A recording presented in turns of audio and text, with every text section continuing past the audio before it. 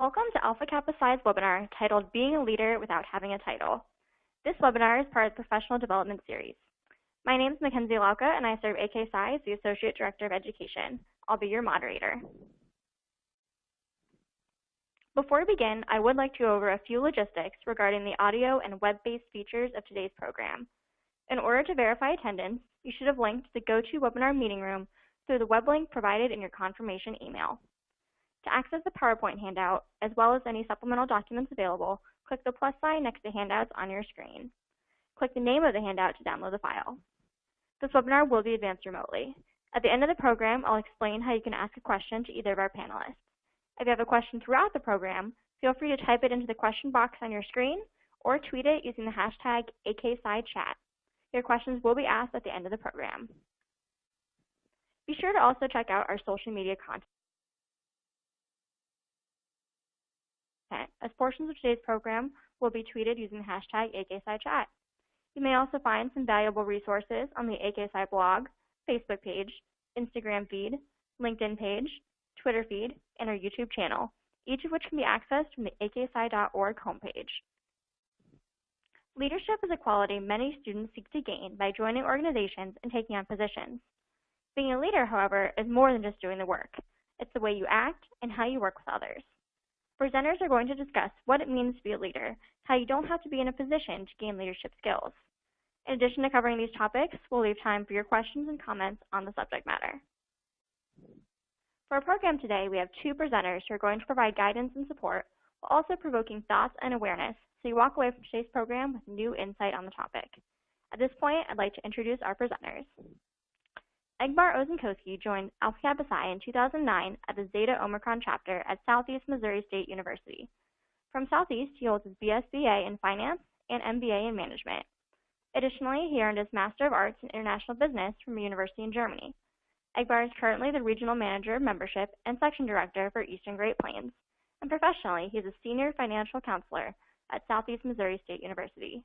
He is an avid Apple enthusiast and enjoys summer festivals and outside concerts.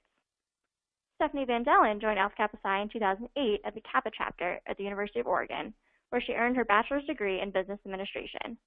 She also holds a master's degree in organizational change and development from the University of Manchester.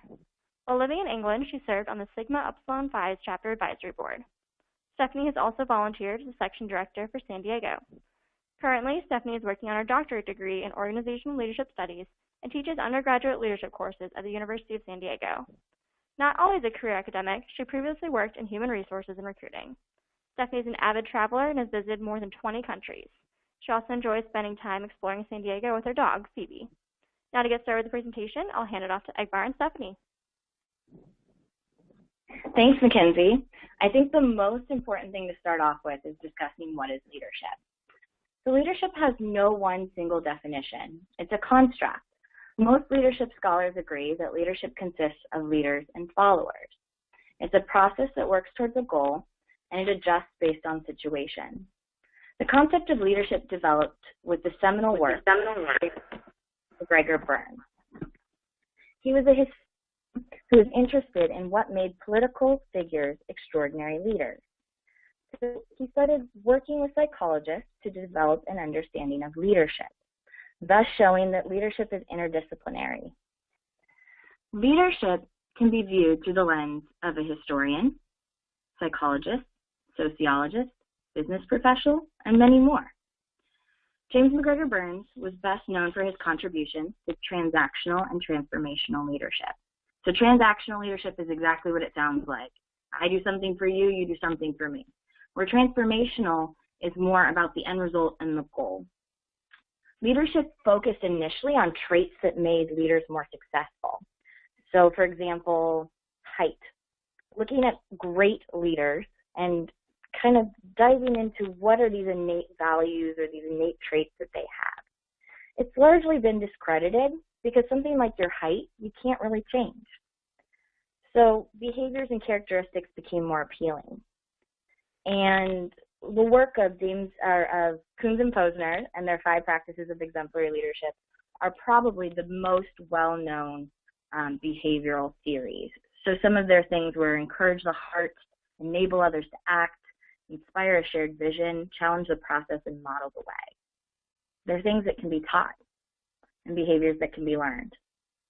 So other popular leadership theories involve the situation and that you adjust based off of the environment. Some approaches also include servant leadership, which is one of Alpha Kappa Psi's favorites. It's about putting the needs of others before your own, and it came from the work of Greenleaf. Some of the more emerging and very exciting leadership theories focus on followership.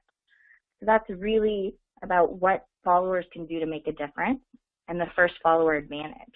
So if you think about maybe Instagram, for example, and you post a picture on Instagram and nobody likes it right away, and then you notice that you don't really get that many likes on that photo, well, that's because when people like it right away, it gives more people confidence to join in on the movement or to like your photo. And it's the same thing. So that first follower has immense power because they get other people to follow as well.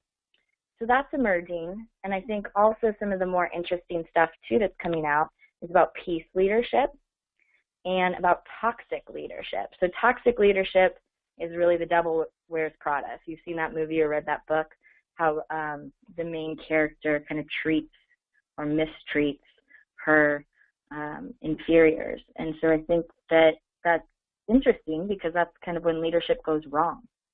So bringing it back around, there are multiple ideas of what leadership is and how to define it, but there really is no one right answer or wrong answer.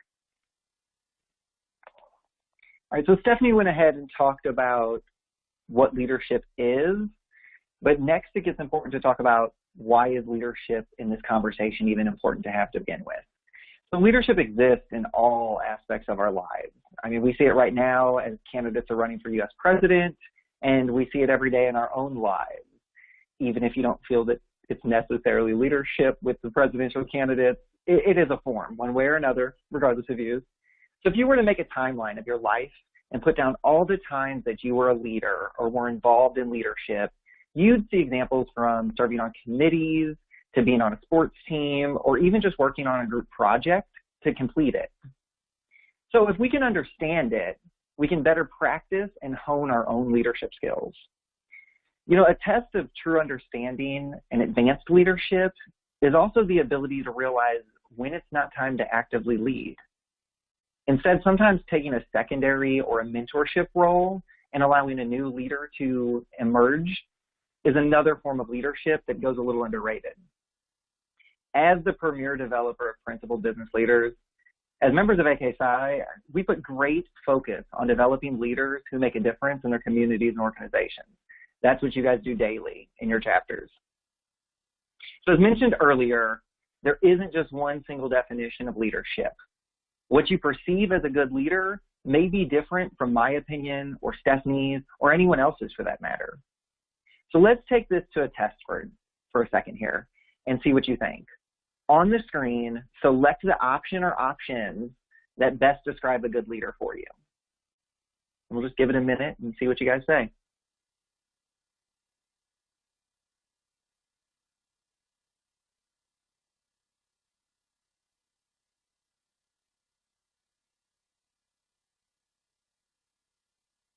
This is when I feel like we should have the Jeopardy music playing, but unfortunately I don't have that one for you guys.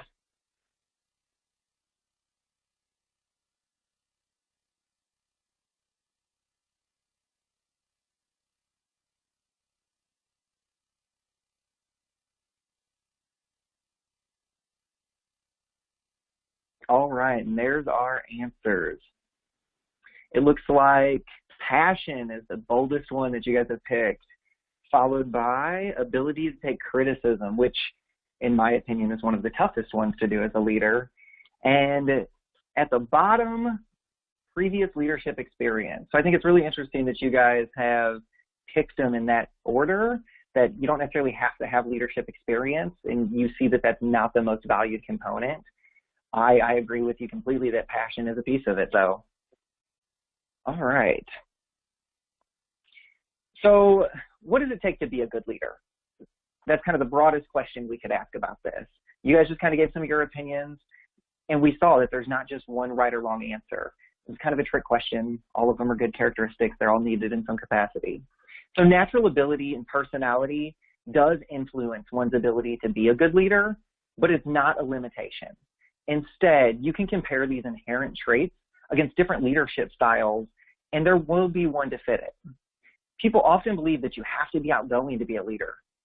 Let's look at J.K. Rowling. She's described as an introvert, yet it is very hard to argue that her ability to lead and her writing with a massive audience has been negatively impacting as a result. You know, the biggest factor to having the interest and the desire in being a good leader, which fits directly with the passion that you guys chose as the best answer, and then the willingness to practice and actually sometimes fail. I would just add to that, too, that good leaders may have different qualities than each other. And based on the leadership approach, they may take a different kind of, they may use different qualities. So Gandhi was a great servant leader due to his selflessness, his moral principles, and his humility. On contrast, Adolf Hitler was a great leader in the eyes of his followers, yet I doubt we would use the same descriptive qualities that we just used to describe Gandhi. If we look at each leader individually, the qualities they take to heart and aim to exemplify are their values. Alpha Kappa Psi has their own list of core values that each of us as brothers aim to exhibit every day. These values, as we all know, are brotherhood, knowledge, unity, integrity, and service. To us, these are the qualities we believe make a strong leader and a good brother. So now that we've talked about leadership qualities, but we haven't really talked about titles yet. We often see that we follow leaders who have higher titles, such as president or chief executive officer. But the truth is, these titles don't always matter. Titles can create a first impression, much like your height or your hair color. Titles are usually exchanged upon first meeting someone and can act as an icebreaker to help create familiarity for the conversation. But does it ever tell the full story? Titles are simply labels established for the benefit of others, helping them to conceptualize your role or what you do. Given that, couldn't anyone simply describe what they do, leaving the title behind, and get to the same result? Titles may indicate what kind of tasks you're charged with overseeing, but it doesn't show how you get these tasks done. Being able to delegate makes a difference. Understanding who you need on your team to reach a goal is important. The strengths of those on the team matter. For example, I know that as a new regional director, there's still a lot of nuances of fraternity protocol that I'm not as familiar with. So I rely on the staff at the Heritage Center, my area VP, and other RDs to help me out. Additionally, sometimes, even with a title, you'll find yourself doing something entirely different.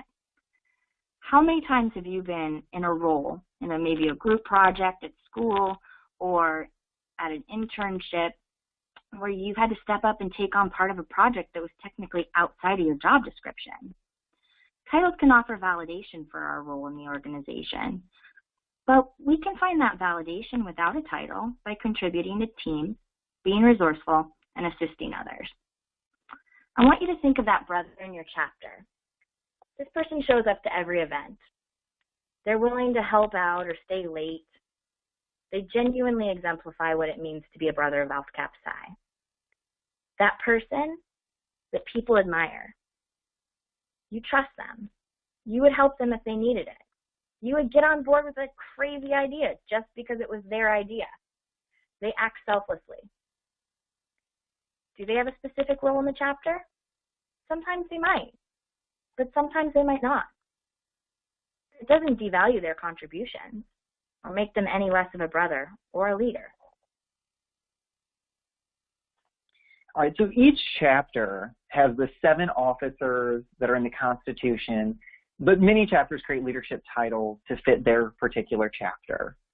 So we're going to take an opportunity to kind of engage you again, and I'm going to pose the question of what are some of the unique titles that you have in your chapter that other chapters may not have. Go ahead and submit your answers using the questions box, And Stephanie and myself will kind of share them and maybe make a few comments on them.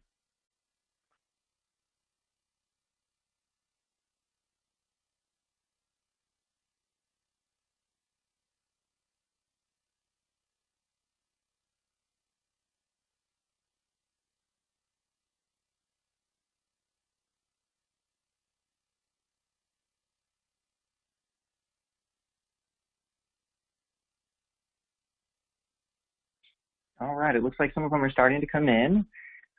Looks like we've got the U-Dance chair and the VP of Professionalism,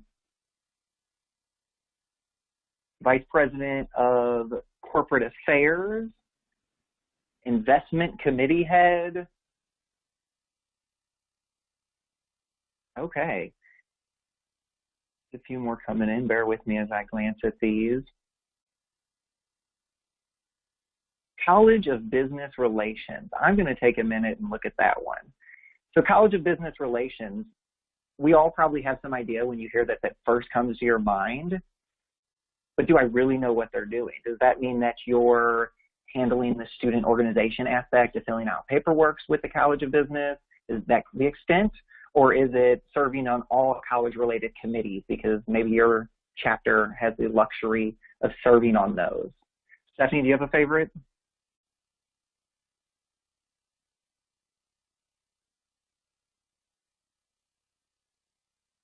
Oh. And the president of Eastbridge Consulting, in-house consulting committee. That's an interesting title that just came through, that president of Eastbridge Consulting as a standalone title for the chapter maybe doesn't make as much sense, but when you look at it as it's an in-house consulting committee, that makes it a little bit more tangible. All right, so keep in mind that titles are only as good as their creator. You know, I mean, they can be inflated, they can be outdated, they can be misleading, they can be non-existent. All of these question the validity of why the title even holds value. Let's go ahead and take the Chief Play Officer at Toys R Us as an example for a minute. So this is a C-level executive. They must be well educated in child studies. They probably understand cutting-edge play theory, right? Wrong. I mean, instead, he's actually a 12-year-old boy the company has hired to test toys and make recommendations. Couldn't toy tester be an equally valid title? That's kind of where we look at the titles that you guys even submitted and say communications chair is one that I got through. That's a little bit more clear. But here again, what scale is that on? Is it inflated? Is it outdated? Is it really clear? So the most underrated leader, and one of my favorites to discover, or to discuss, sorry, Stephanie talked about earlier, they don't really have an official title. They're just called the first follower. So there's actually a really great TED Talk by Derek Sievers. If you look at this, he summarizes it phenomenally. So in short, when someone does an action, like in the video, someone's dancing like a fool at a summer festival, they're not really a leader until someone starts following them, and then they just went from a crazy person or a lone nut, as he references in the video, and instantly are a leader. What you see is that as people start joining, they continue to look at that first follower for validation, similar to the Instagram example that Stephanie used earlier, instead of that actual leader. So in the business world, companies look for early adopters of a product, and they instantly start tailoring their products to meet the needs of those early adopters to build credibility.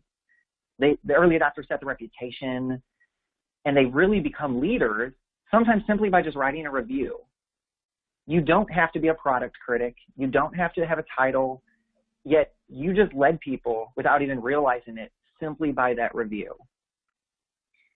Let's imagine for a minute, if you pull up to a stop sign, right as you get to that white line, another car stops at their white line of the cross street that would go right across the intersection. So you awkwardly start staring at each other for a couple seconds.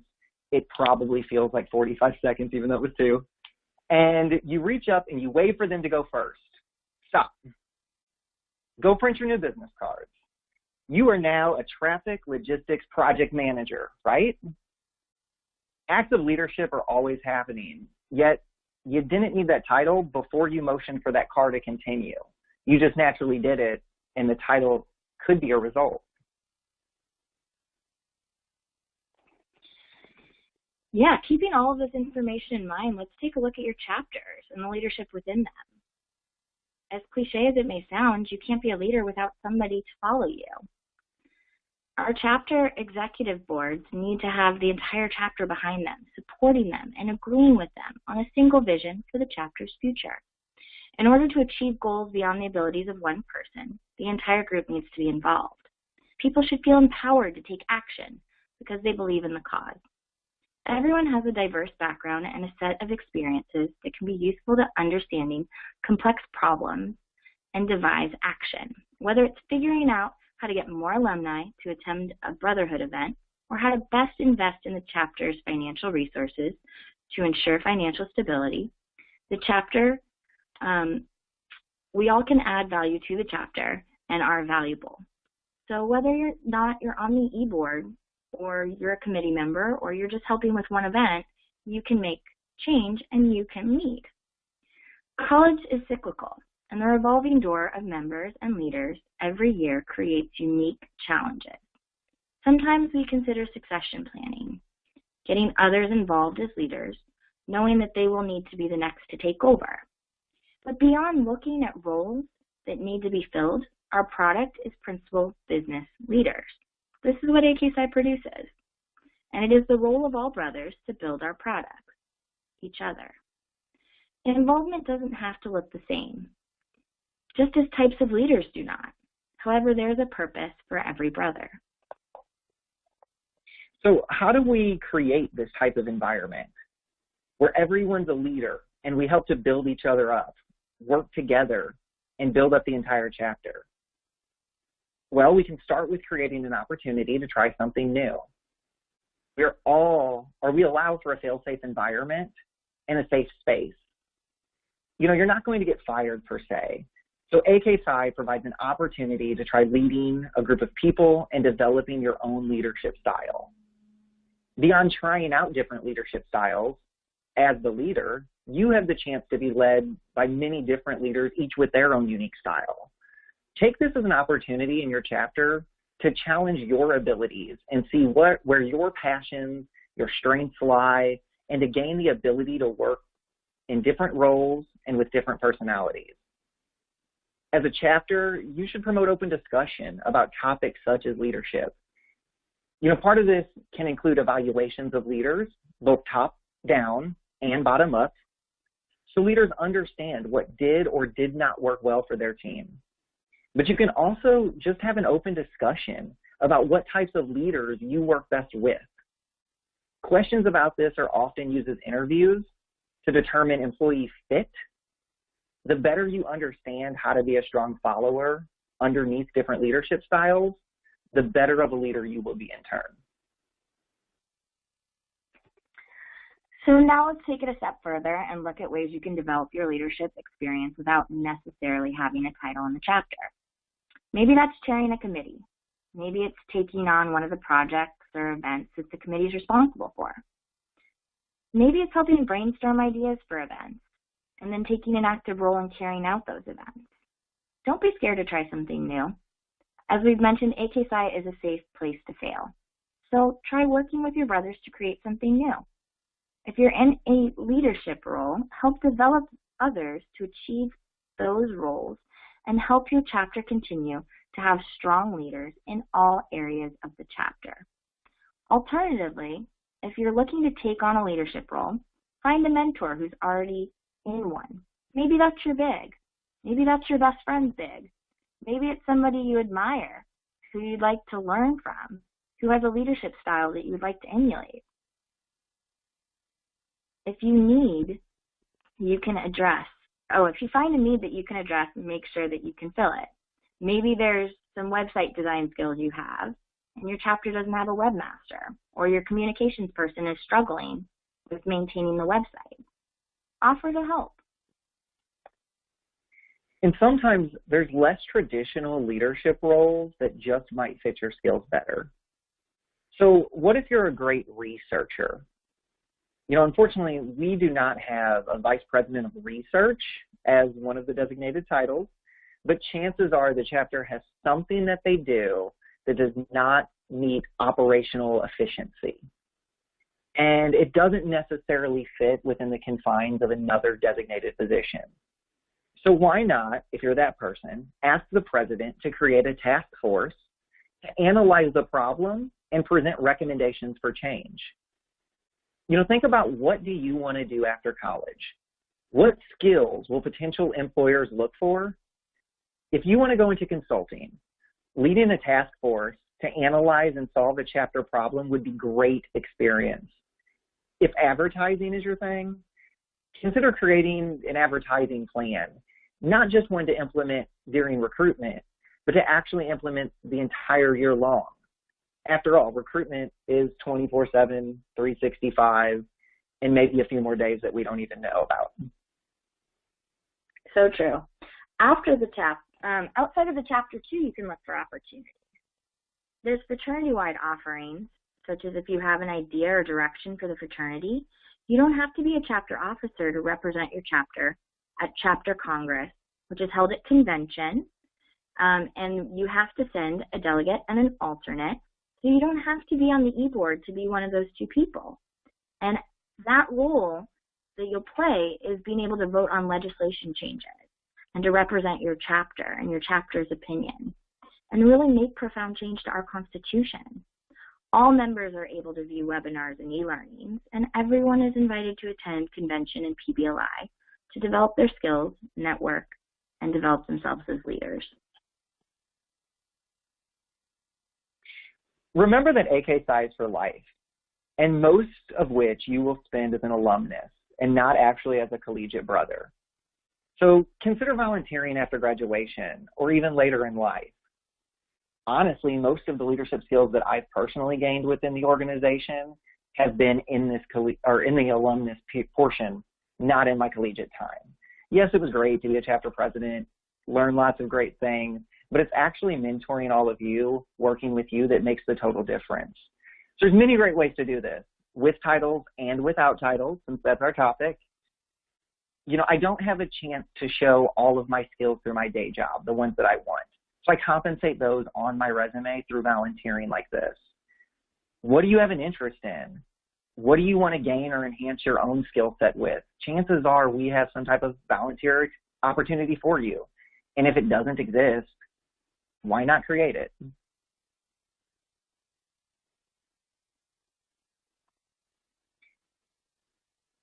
Stephanie, did you have anything that you wanted to elaborate on further? No, I think that's great.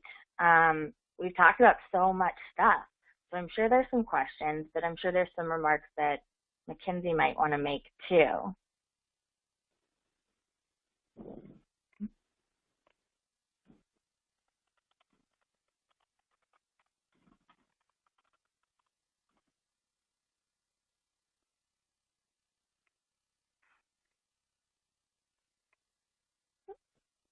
All right, great job, guys. Like I said, you guys both said that was a lot of content, and I want to thank you guys both for all of your time. Now it is time to hear from all of you guys listening in about any of the questions or comments you guys have. As stated earlier, feel free to submit your questions via the questions box or on Twitter using the hashtag AKPsiChat. Or you can, you can submit either of those ways. Questions will be answered in the order they're received, and be sure to introduce yourself with either your chapter or your college or university name. And to get started, we've got the first question here.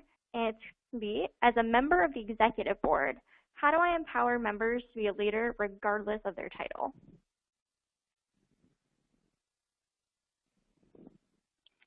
I guess I'll go ahead and jump in first. So I think you can have a role as a member of the executive board to do this, some of which might be using other resources in your chapter and non-executive board members.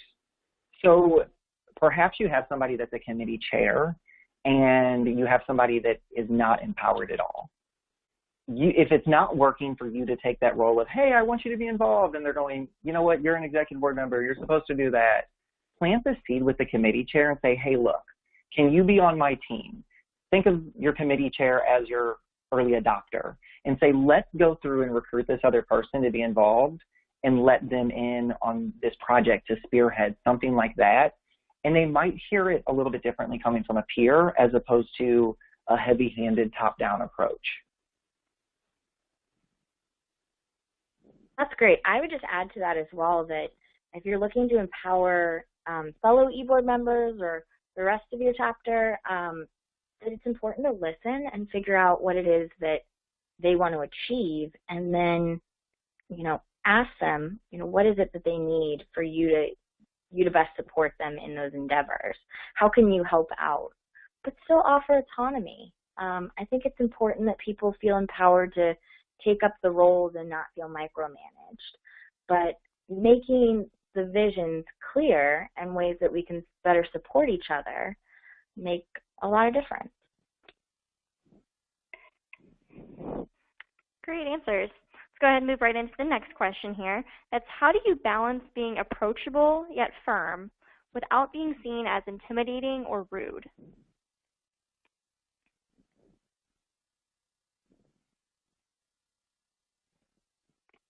I'll go ahead and start on this one since Egbar started last time.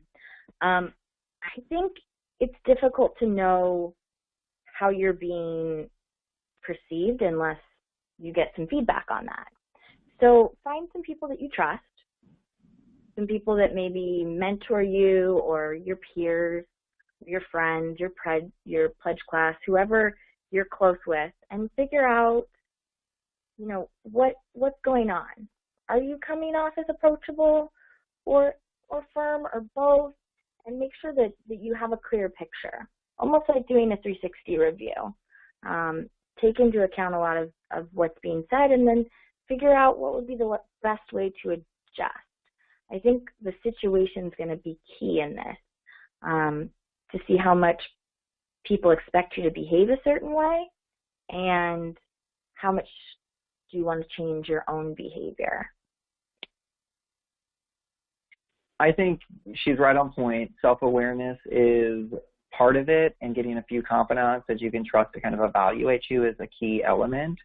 The only other piece would really be if you can set the parameters up front as to what does approachable mean, what is, considered rude, and kind of set those guidelines of how you're going to lead.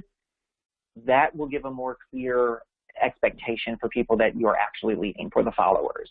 If they know that you have an open door policy, I don't know if you have, let's say you have an office on campus, and when you're in there, they can bring all concerns. Well, if that's the guideline that you set, if you're in there, you're available. If you don't necessarily respond in 5 minutes to an email, that's not rude. That's just the parameter that you set up.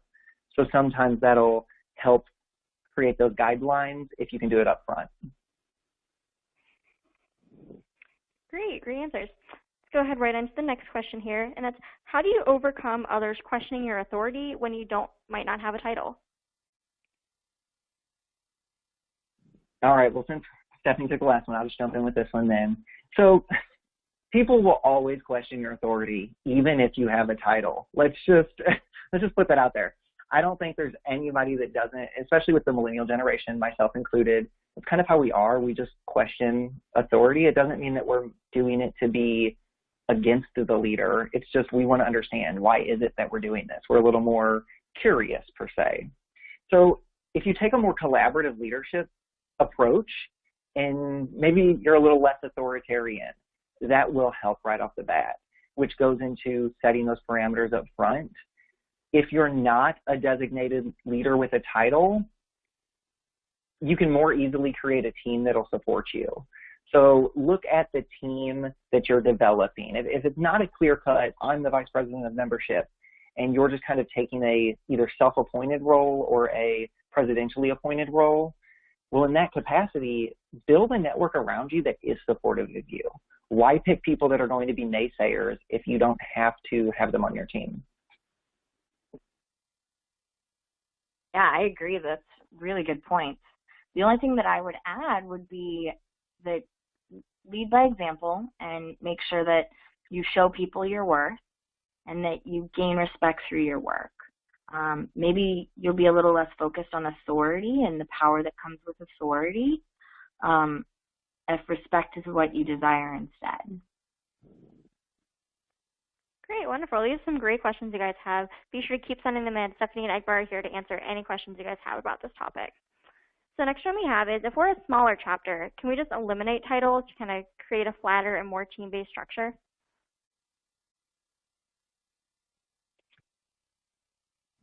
Not really. Yes, but no. So AK Psi requires the 7 designated officers to be reported to the Heritage Center so that we have some commonality amongst our chapters. So we can't just eliminate titles altogether. Edward, do you have any thoughts on maybe what else you could say? I think it depends on how small of a chapter you're talking. If you're talking a 3-person chapter and you're in survival mode at that point and about to be shut down, well, yeah, it's just all hands on deck. There's 3 of you. But assuming you have 7 members at least, which is still far below the minimum standard required, at that point, you kind of have to have the 7 designated ones just for some transparency issues, some stuff like that. And they have to have those certain titles. For example, the treasurer is insured for embezzlement. So we need to make sure who is ultimately responsible for money. And that person, for our own liability issues as well as all of yours, we have to make sure that we have somebody in that key role that gets the oversight of fiscal responsibility. Beyond that, though, if you have 12 members, let's say, or 15 members, you can still create it pretty flat with just those 7 titles. You know, it depends on what you define as a small chapter, I guess. Great answers. Next one we have is, should we just make titles for all of our members so that way they can put them on their resume and showcase what they've done?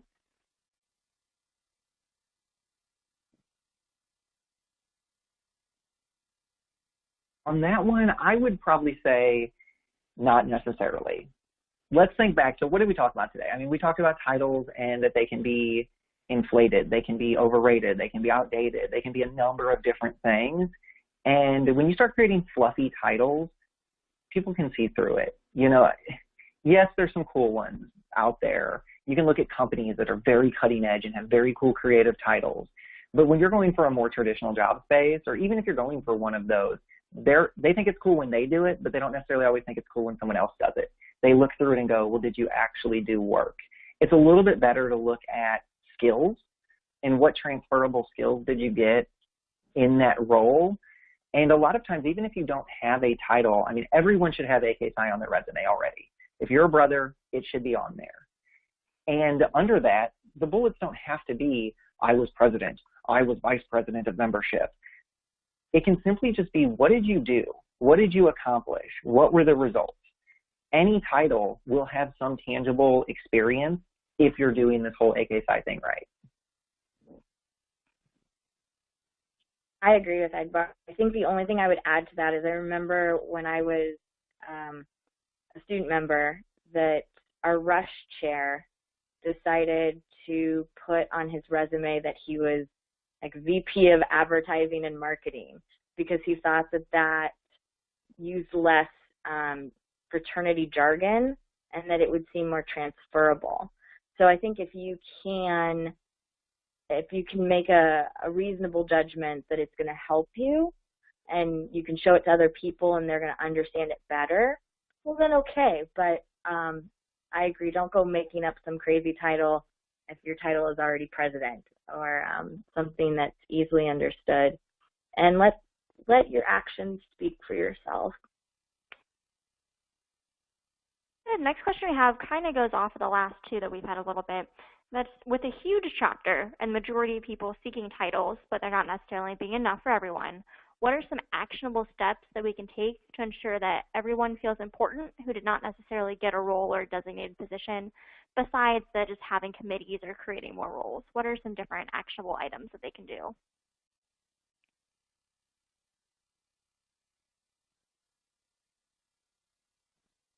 You know, I'd say the first thing that you can do is ask them, what do they want?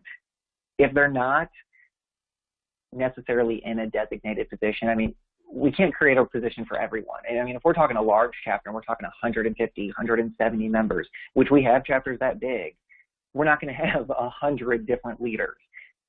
Technically, yes, we have 100 different leaders. Everyone's a leader, first follower. We're not going to have 100 different official titles. That just becomes a very heavy top-down approach.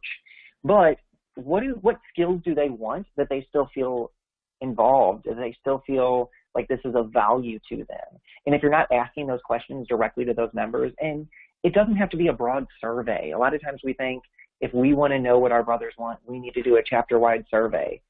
Instead, why don't you as an executive board or a small fraction of the chapter or a committee, whoever's tasked with this, actually go have an individual conversation, on the record, off the record, doesn't matter, and see if you want a skill in this particular area to help you get that job, how can we let you do that in the chapter?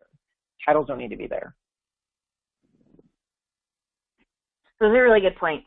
I wonder if this is more about appreciation or if it's about building skill sets, or if it's just everybody wants to walk away with something on their resume under AK Psi that has a title instead of student member or student brother. So if it's about appreciation, that would come out through the line of questioning that Edbar has suggested, right? And also with the committees, like he was talking about, these special committees don't have to be, for the whole term or for the whole year. They can be appointed to just figure out what's going on a certain thing. And those are still things that people can put down and they can be proud of, and they show that you've been involved and you've gained some skill set from that as well. Great answers. Next question we have is, how would you recommend improving a situation where the leadership has already approved a project, but the follow-through on it has kind of stumbled?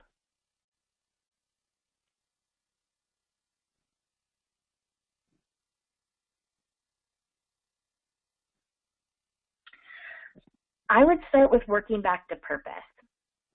So the group that's supposed to be involved in the project, or the leadership that's approved the project, wherever the stumble is in that, to kind of figure out what happened and then how do we get this back, on the rails, and how do we get this with some momentum again.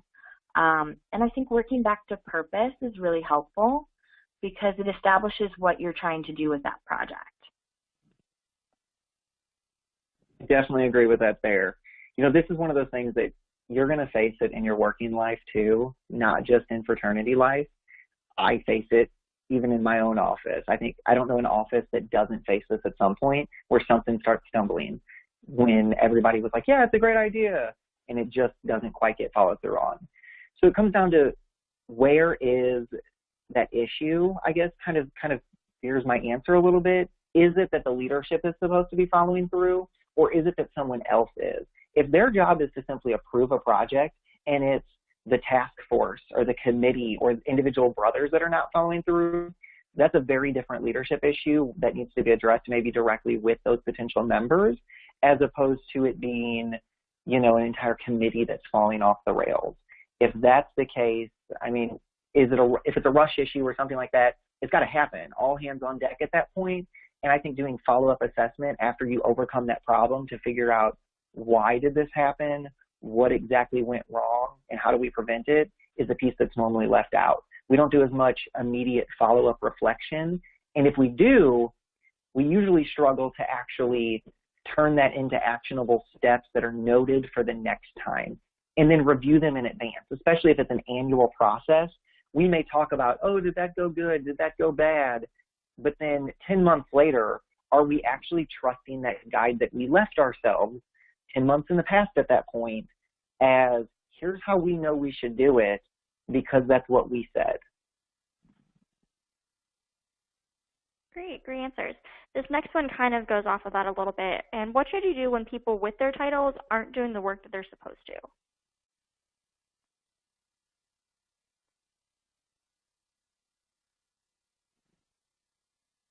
I guess it depends what level of title are we talking about. If you're talking the president, that's a little bit different. At that point, someone's got to get the CA involved. Someone's got to, contact the SB, and let's do it there.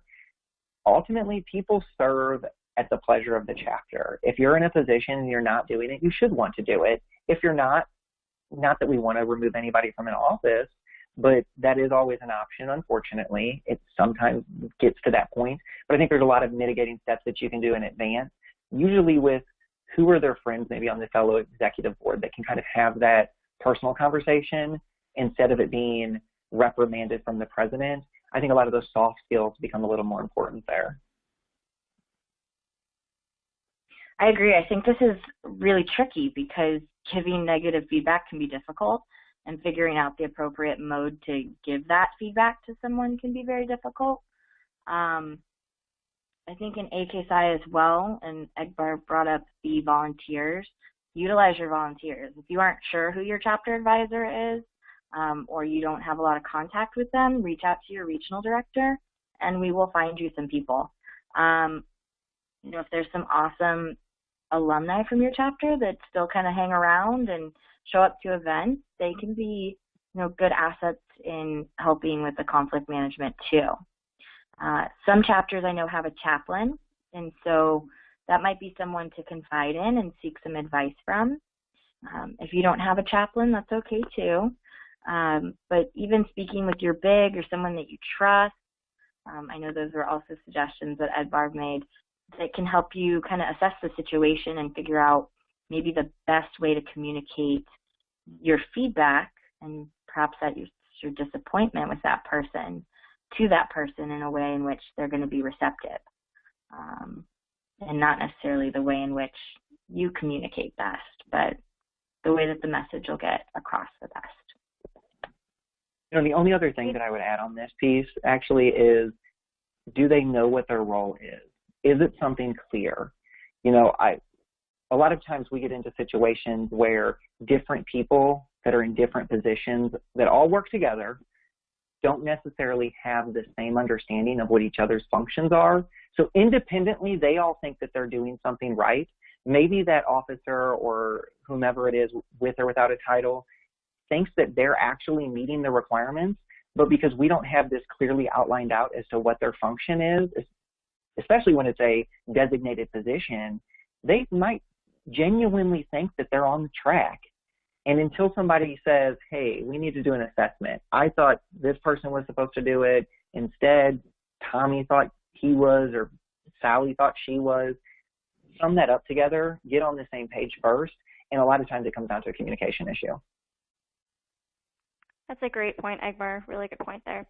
So I'm not seeing any more questions, so unless you guys have any more, this will be the last one for the night. So if you do have any last final questions, be sure to get those in. Oh, looks like another one just came in there. So what should you do when you find yourself doing work that's outside of your title?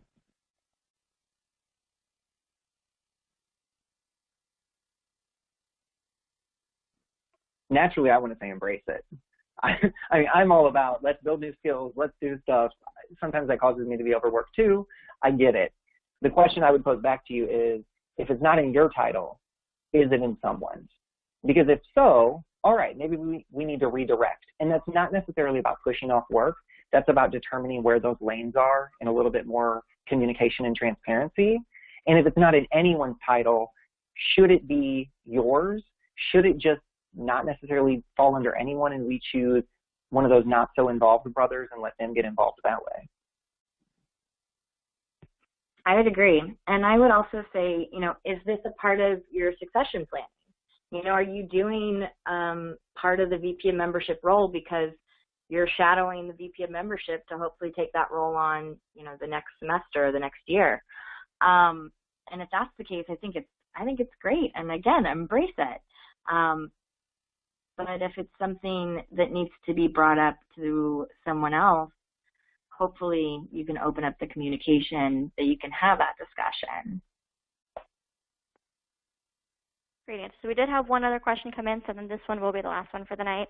That's, what would you suggest when an alumni is disrupting the chapter leadership? So not necessarily leading, but involving themselves in the chapter or executive board's business.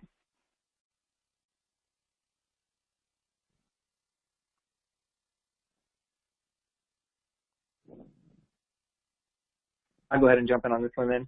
So this gets into a very touchy topic sometimes, because when you get there and you are considered an alumnus, you will get it that you want to be involved, and yes, you have some type of clout per se, but that doesn't necessarily mean that you get to run this chapter. And it's a hard disconnect. It gets real hard sometimes because you just put everything into it, and then the next day, well, gosh, I don't have a vote. I don't have anything like that.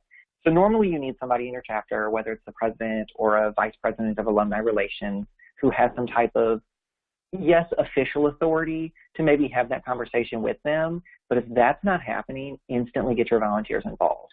That's why people like myself, Stephanie, that's why we do what we do. We can have those tough conversations, and usually it may come across a little bit differently coming from us as opposed to you wanting to shun them from the chapter.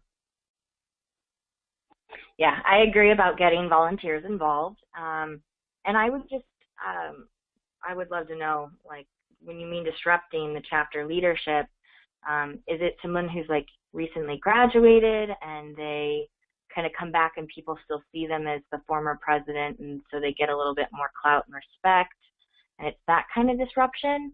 Or is it they're giving bad advice, or any of those kind of situations? I would just move it up a level, especially if it is one of your current volunteers. Sometimes we have to deliver bad news and we have to tell you, like, you can't do that because it's not within policy, or it's directly in violation of, some policy that we have. But if it's more of a cultural, like, there's an org culture that's not working or being disrupted by somebody's presence, let the volunteers know in your area, let your regional director know, or whoever directly can oversee that person, so we can follow up and we can prevent anything bad from happening. Great answer. Before we wrap up today, Stephanie Egbar, do you guys have any final thoughts for our listeners? Yeah, so a couple takeaways. Let's kind of go through a few things. So remember that characteristics of a good leader can vary between individuals, and what makes you a great leader could be different from another member of your chapter. Secondly, leadership titles are only important as the actions behind them. You can have a title and it can mean absolutely nothing if you aren't doing something of value with it, and vice versa. You don't have to have a title to do a great amount of work behind the scenes, and maybe you do or maybe you don't get credit for it, and that's still okay. Instead, focus on ensuring that you have an accurate title, focus on what you're doing good and well and how you can do it better. And then finally, there's a lot of opportunities to gain experience. Just find what you're passionate about and what are you good at. If there's not an opportunity to enhance those skills, create it. It's really that easy in this type of environment. And a simple way to get started is go back into your chapter. I challenge you to take a look at operational functions that maybe aren't being performed optimally. What brother that doesn't have a title could really take the time, implement a task force, analyze the problem, create solutions? We have the resources within our chapters as long as we start using them. And look at all of your designated titles. This is another thing I challenge you to do. What are the titles you have that are fraternity titles, the 7 designated, and what ones do you have that maybe aren't within those? Ask yourself 2 questions. First, does the title accurately describe what the person does? And second, is that title clear to someone outside of the chapter? And if it's not clear, could you make a small change to make it a little more transparent? Stephanie, anything to add to that? No, very well said. I think that's it. Great. Well, with that is all the time that we have for today. So I want to thank our participants and callers today for your great questions and comments. And if you guys have any follow-up questions or conversation, feel free to contact either Stephanie or Egbar using the information provided on their screen. And I would like to thank both of them again for their insight and expertise today. Finally, there are a lot of great upcoming programs listed on the aksci.org website. Be sure to check out our upcoming webinars, new e-learnings, and other resources that can assist you in your chapter and personal development. If you have any suggestions for future topics, please send them to education@aksci.org. Again, I want to thank all of you for joining us and thank our presenters today.